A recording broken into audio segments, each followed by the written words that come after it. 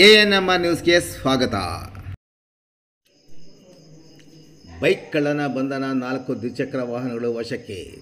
ಚಿಂತಾಮಣಿ ನಗರ ಠಾಣೆ ಪೊಲೀಸರು ಬೈಕ್ ಕಳ್ಳನೊಬ್ಬನನ್ನು ಬಂಧಿಸಿ ಆತನಿಂದ ಸುಮಾರು 2.5 ಲಕ್ಷ ರು ಬೆಲೆ ಬಾಳುವ 4 ದ್ವಿಚಕ್ರ ವಾಹನಗಳನ್ನು ವಶಪಡಿಸಿಕೊಂಡಿದ್ದಾರೆ. ಆರೋಪಿಯನ್ನು ಕೋಲಾರ ಜಿಲ್ಲೆಯ ಶ್ರೀನಿವಾಸಪುರ ಪಟ್ಟಣದ ಹೈದರಾಲಿ ಮೊಹಲ್ಲಾದ ಮುಜಾವಿರ್ ಪಾಷಾ ಆರೋಪಿಯಾಗಿದ್ದು ನ್ಯಾಯಾಂಗ ಬಂಧನಕ್ಕೆ ಒಪ್ಪಿಸಲಾಗಿದೆ. ಇದೇ ಆಗಸ್ಟ್ 14ರಂದು ನಗರದ ಎಪಿಎಂಸಿ ಮಾರುಕಟ್ಟೆ ಬಳಿ ನಿಲ್ಲಿಸಿ ಒಳಹೋಗಿ ಬರುವಷ್ಟರಲ್ಲಿ ಬೈಕ್ ಕಳ್ಳತನವಾಗಿತ್ತು. ಈ ಬಗ್ಗೆ ಚಿಂತಾಮಣಿ ನಗರ ಠಾಣೆ ಪೊಲೀಸರಿಗೆ ದೂರು ಸಹ ನೀಡಲಾಗಿತ್ತು. ನಗರ ಠಾಣೆ ಸರಿಹದ್ದಿನಲ್ಲಿ ಹಾಗೂ ತಾಲೂಕಿನ ವಿವಿಧ ಪೊಲೀಸ್ ಠಾಣೆಗಳ ಸರಿಹದ್ದಿನಲ್ಲಿ ದ್ವಿಚಕ್ರ ವಾಹನಗಳ ಕಳ್ಳತನದ ಪ್ರಕರಣಗಳು ವರದಿಯಾಗಿದ್ದವು.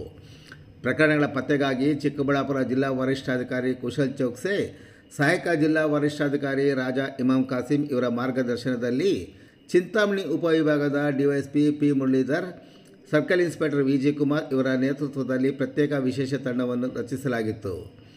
ಸಬ್ ಇನ್ಸ್ಪೆಕ್ಟರ್ಗಳಾದ ವಿ ರಮೇಶ್ ಮತ್ತು ಪ್ರಕಾಶ್ ಹಾಗೂ ಸಿಬ್ಬಂದಿಯಾದ ಜಗದೀಶ್, ಮಂಜುನಾಥ್, ಶ್ರೀನಿವಾಸ ಮೂರ್ತಿ, ಲೋಕೇಶ್, ಸಂಪತ್, ಮಂಜುನಾಥ್ ತಂಡದಲ್ಲಿದ್ದರು.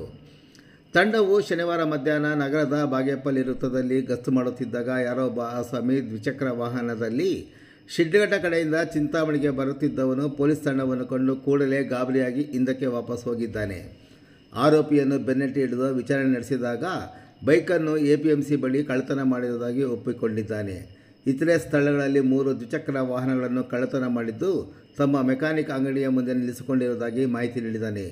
ಅದರಂತೆ ಆರೋಪಿಯನ್ನು ಬಂಧಿಸಿ 4 ದ್ವಿಚಕ್ರ ವಾಹನಗಳನ್ನು ಪಂಚರ ಸಮ್ಮುಖದಲ್ಲಿ ವಶಪಡಿಸಿಕೊಂಡು ಪ್ರಕರಣ ದಾಖಲು ಮಾಡಿ ವಿಶೇಷ ಪತ್ತೇದಾರಿ ತಂಡದ ಕಾರ್ಯವನ್ನು ಜಿಲ್ಲಾ ಎಸ್ಪಿ ಕುಶಲ್ ಚೌಕ್ಸೆ ಶ್ಲಾಘಿಸಿದ್ದಾರೆ.